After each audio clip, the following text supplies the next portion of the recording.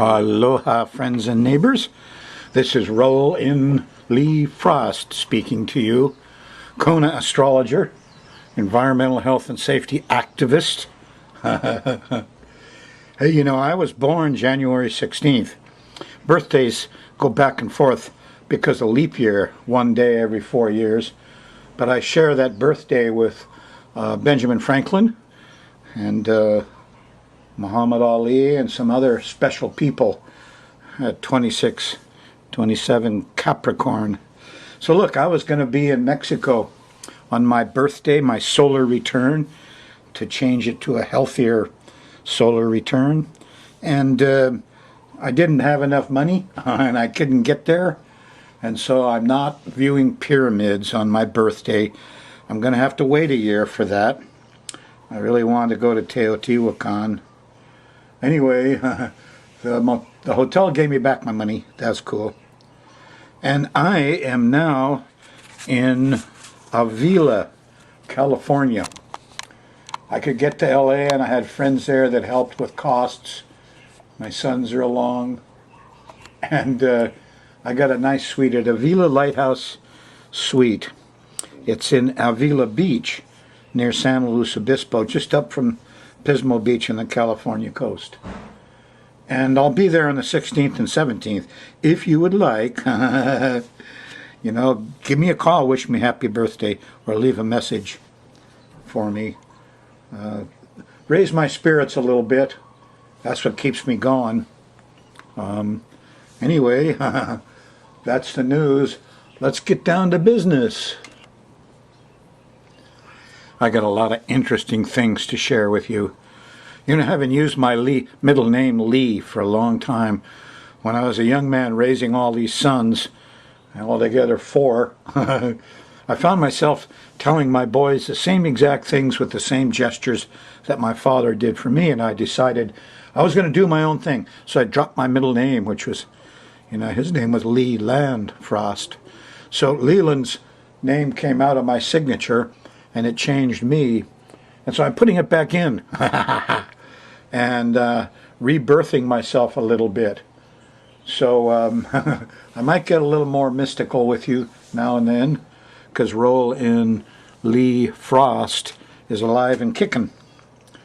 But Rollin Frost, the astrologer, is here, and I'm going to report to you what the middle of January 2017 is all about in the sky mirror.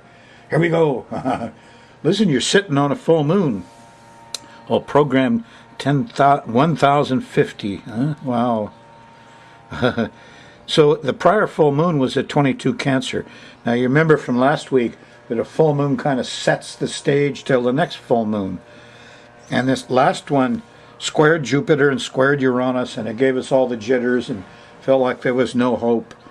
And, well, at least us environmentalists and progressives and Bernie Sanders, I never win. I went down with Nader, went down with Gore, went down with Bernie. What's wrong with this country? Well, things are about to change. In fact, you're sitting on it right now. Yeah, Friday night, if you're on the Friday night show, and Saturday morning early, there's a full moon. Now this one is at 22 degrees of Leo. 22 degrees of Leo, that's a fire sign. So it's going to switch the seesaw. Now I've been coaching you a bit into these 30 and 150 degree angles because American astrology got lost. And I like my video students to know. So there's these 30 degree angles. And they actually, when you see them in ephemeris, the symbol looks like a seesaw. It's 150 degrees the same way. Now you can recognize when you're studying astrology, all the major angles are multiples of 30. The square, is 90 degrees, 120, 180. These are the squares and the trines. The sextiles are 60.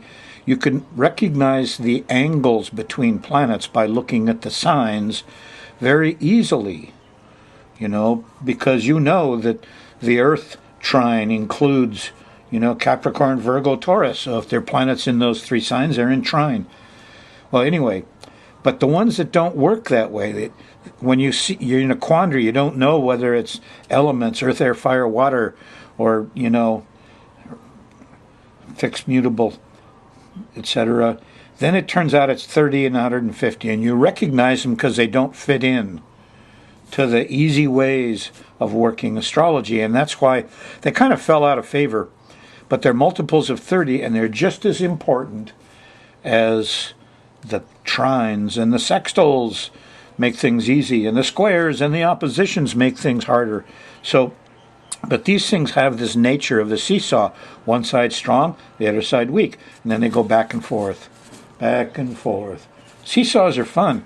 So you're on, the seesaw's turning, and it's turning away from the earth-water side, and it's going into the fire-air side. Yeah, it's a good way to start, because all the signs are either earth signs or water signs. And they're all in sextiles and trines to each other. So earth and water get along great, trines and sextiles. Over here, fire and air, those all get along great. They're in harmony, all the fire and air signs. But these two don't mix. They're on the seesaw. So, you're just going away from the 22-degree Cancer, the full moon in earth and water, and here you have the sun and Mars and Pluto, and they're all kicking and making investigations. And now and down with Uranus, Saturn, and Jupiter, down on the seesaw. Now we've got a full moon, and that puts Jupiter and Uranus and Saturn up. Here come the judge. The environmentalists are going to win one. It's going to go on for a month until the next seesaw change. That's why those Indians always talked about life in moons, huh? Yeah. Of course, the new moon has another cycle. And you got a new moon in Capricorn you're working on that's good for Neptune. Neptune's taking some of that. But the main thing is, you start to recognize the seesaws and treat them as major aspects. Okay, here we go. What's happening in the world? What's happening on your inside world? And what's happening in the outside world? We learn about it through the sky mirror. And here's the pattern of planets. Here's Jupiter and Uranus opposed. Yeah, and Saturn sextiling Jupiter. Here's the judge said, this is probably Trump, the business guy, saying, come on, we can get along. You can change the law, Jupiter, the lawyers. And then he's saying to Uranus, and we can help the environment too, and get everybody to be friends. And doggone, things are going to work here for a while. Yeah, because the 22-degree Leo full moon, it's not bad. Okay, we're going to run the moon around the edge of this planetary pattern. And one of the main players here is the sun. The sun always moves about 10 degrees because we're going through 10 days, 2 weekends, so you can plan your next weekends. Sun's moving from 23 Capricorn to 4 Aquarius.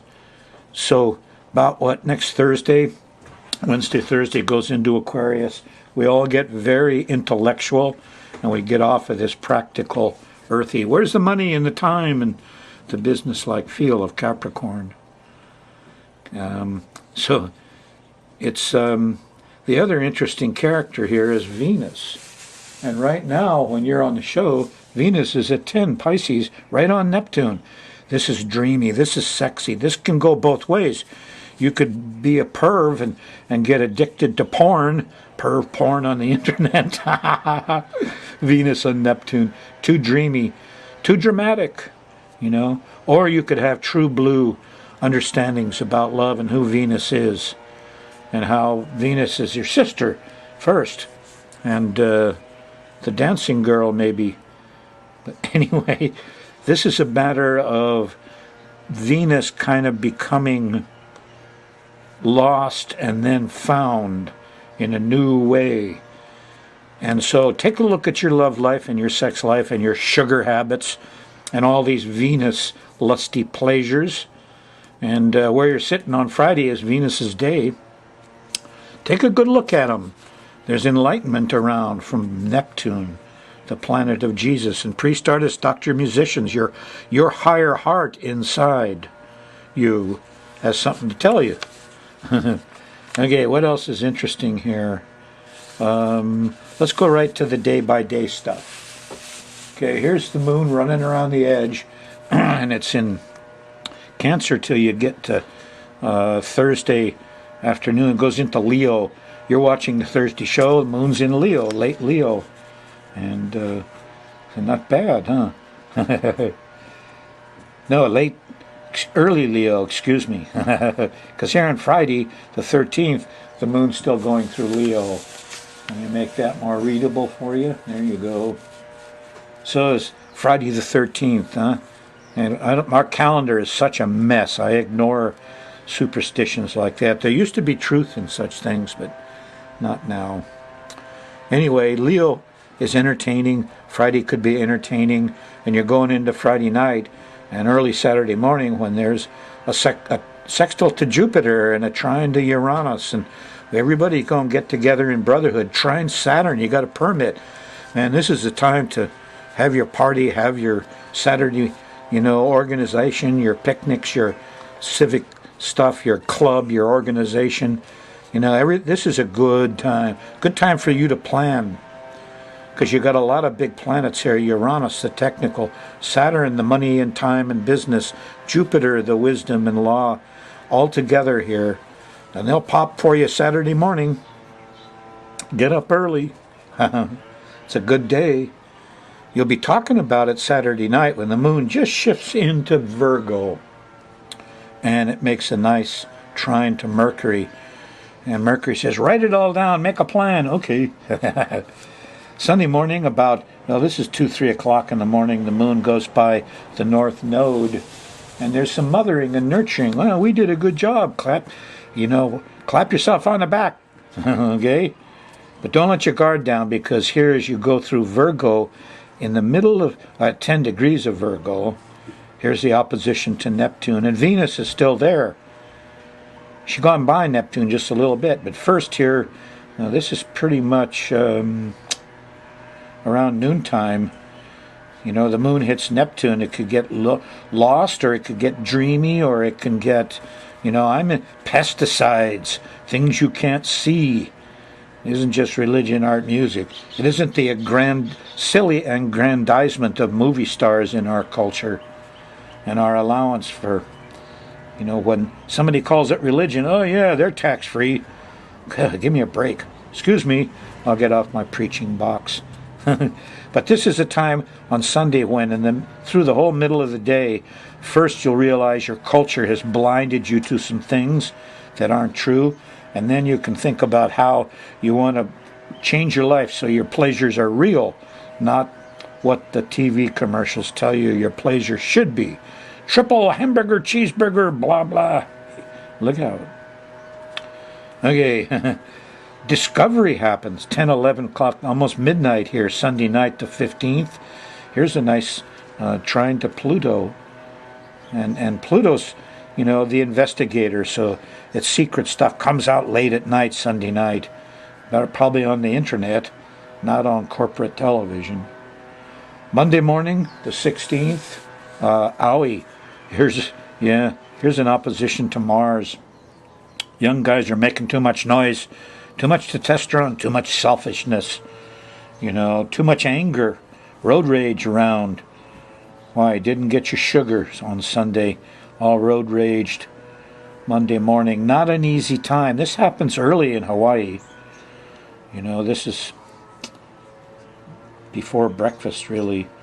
But it'll, your own chart can move it one way or the other, and it goes by the clock. It stretches out to a half an hour on either time, an hour. Your whole morning will be full of Mars stuff. Ask yourself what you're protecting. You're angry or impatient? Should have left earlier. Saturn slow you down. You're late. You're getting into work Monday on middle of the day. Here's a square to Saturn. Everybody's late. Yeah, everybody. So don't get worried. It's okay. Keep calm. Just a nasty Monday morning. By the time you get home for dinner and after dinner, here's a nice trine to the sun. Feel like you did a good job. Father's happy. It's okay.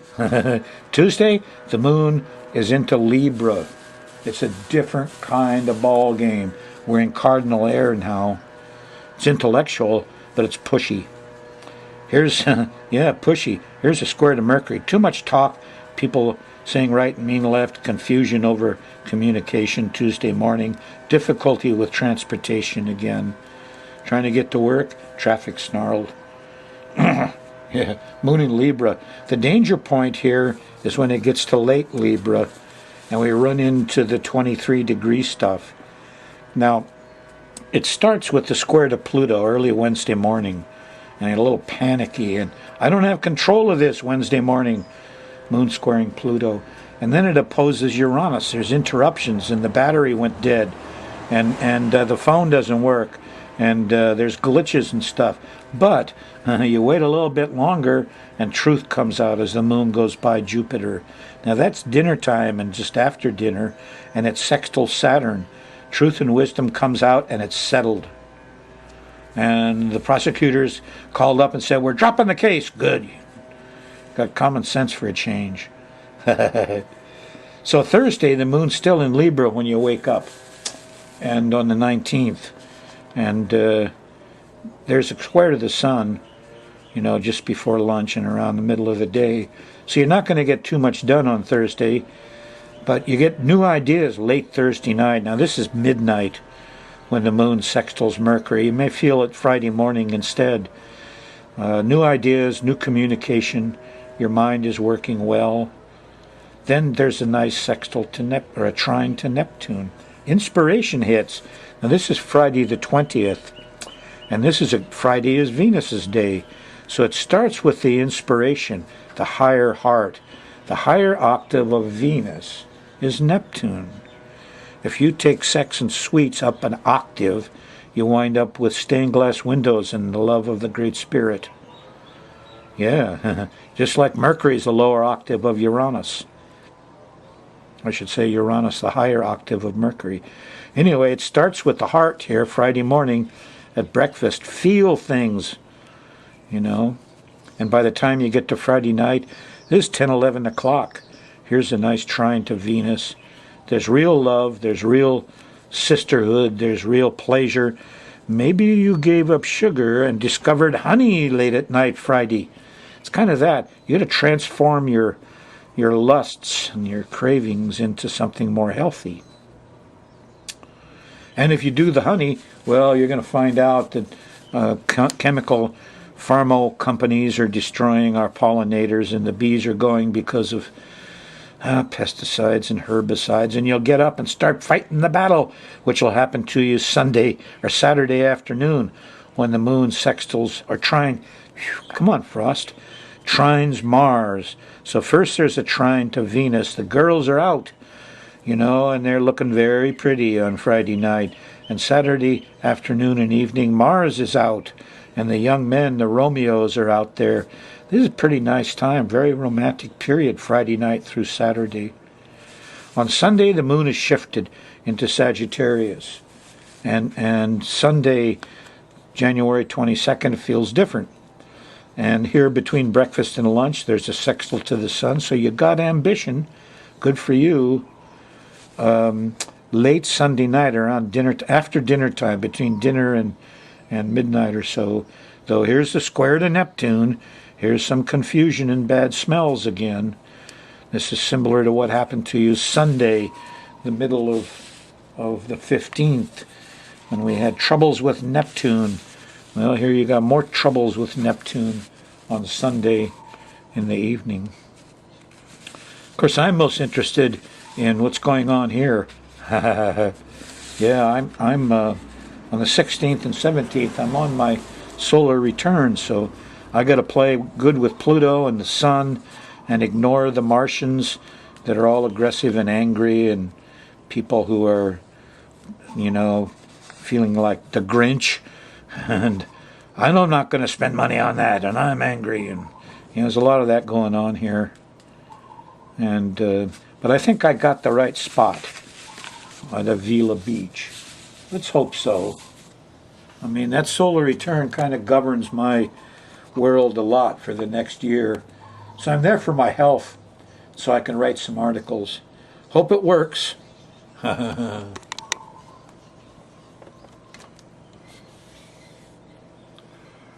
Okay, I'm going to put on my Rollin Lee Frost cap, who incidentally has a Master of Science degree in environmental health, and I want to talk about your environmental health. Yeah. Okay, here's what we need to do. We need to prohibit the spraying of Roundup and other pesticide herbicides in residential areas. And here's the reason why. Everybody, all the protective agencies shuttled around these pesticide herbicides. It wound up in the Department of Ag, but they're concerned with plants. And what happens is, take Roundup for instance. Roundup has to penetrate the leaves on the plants. You spray it in a wet solution, it's liquid, with the addition of the POEA, which causes more miscarriage and health and safety problems than the Roundup. In a way, it takes the POEA in order to penetrate the skin on the plant and get the Roundup in there. So it's all liquids. And you spray it around, and these wet droplets fall onto the ground. Now, recent studies have shown that these wet droplets can actually be carried as far as a quarter mile, on the wind. And so people are saying, we've got to keep this away from our schools and stuff like that at a quarter mile, and others are arguing it has to go further. But what I'm here to tell you is there's more to it than that. And there's more to Roundup than cancer. That's not the issue. The issue is miscarriages and things. Now, what happens?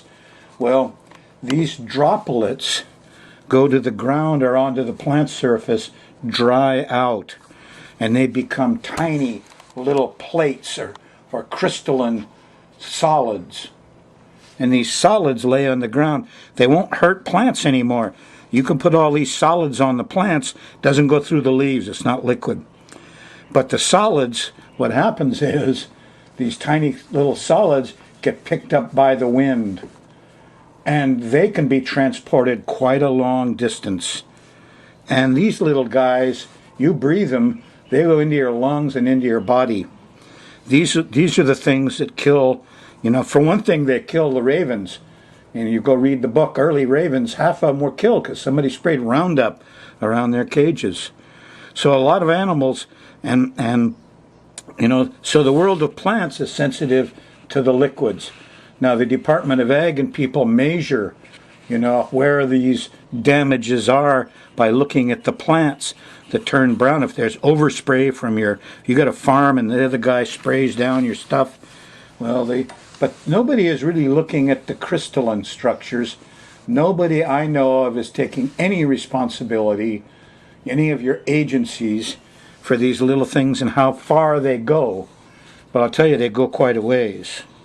A good example is VOG. VOG is just a little crystalline plate of ammonium sulfate.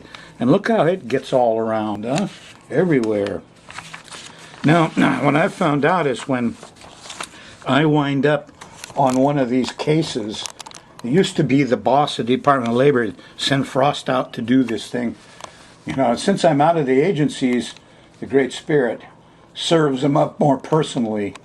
Now what you got here is, my house, which is right here. There's my little house down near Magic Sands. You see what this is? This and this. Both of them owned by people who don't live there. Both of them doused. This one just doused with Roundup every month. Yeah, it went right through this corridor, and the wind there's a wall here, and right into my house, and I got bad lungs, and I got a lot of problems, and we've had all the side effects, so have the animals. All the side effects of Roundup. They're trying to do something about it. The lady who did this, mistakenly thinks she's right. And now over here is another one. This is a huge big lot. It's just all rocks. No plants grow here because the idiot who owns this sprays it all right away. So this lot is oversprayed with killers of all kinds. This lot is oversprayed with killers of all kinds, and they're going right at my house. How about these folks? This is a vacation rental. Yeah. How about these folks? Vacation rentals. They come in here for a few days. They get a sore throat. They just leave. Vacation rentals. I'm here on the front line, folks. I think I need a lawyer. I think we're going to have to take the absentee owners of these two lots to court and ask for a cease and desist order. But I think you may have similar situations. If you're around lots like this where the owners stupidly spray it with these toxic things, it isn't just the wet stuff. And see, if the wet stuff stops kind of quickly around their property line, so they think that's where it stays. No. The dry particles dry out, the wind blows them around, bang, miscarriages, asthma, health problems up the kazaa. Yeah, and that's the problem with with Roundup and with other pesticides. I guess the problem is in our institutions. The problem is in people in government, gave these idiots a permit. The guys in the lab didn't know they were doing something evil. Just make a profit for the corporation. And what happens? We're the suckers. And all the people in my house are sick. Bah, humbug. Change of subject. Rollin Frost here. Remember the rocket that didn't launch? Ben Franklin said, pick the lucky hour. Well, I've got the chart of its launch. And there's a lot of stuff wrong with the chart. But I would point out one thing. The midheaven, whenever you're doing a big public thing like this, the midheaven, the MC, is what the public sees. And when they launched, it was barely in Pisces. That means Neptune is the ruler of this public thing. Well, we're going to be a movie star. We're going to start a new alcohol industry. We're going to, what is Neptune, right? When you look at the ruler, Neptune, it's there with the South Node. They need help. Yeah, and furthermore, the sun is here at 9 Sag, squaring the ruler, Neptune. Look, folks, all they had to do was wait just a little bit. If they'd have waited even 1 minute, 2 minutes, and launched with this in Aries, Mars would have been the ruler. It would have been a good launch. Pick the lucky hour, Ben Franklin said. Not always easy, but boy, what a difference.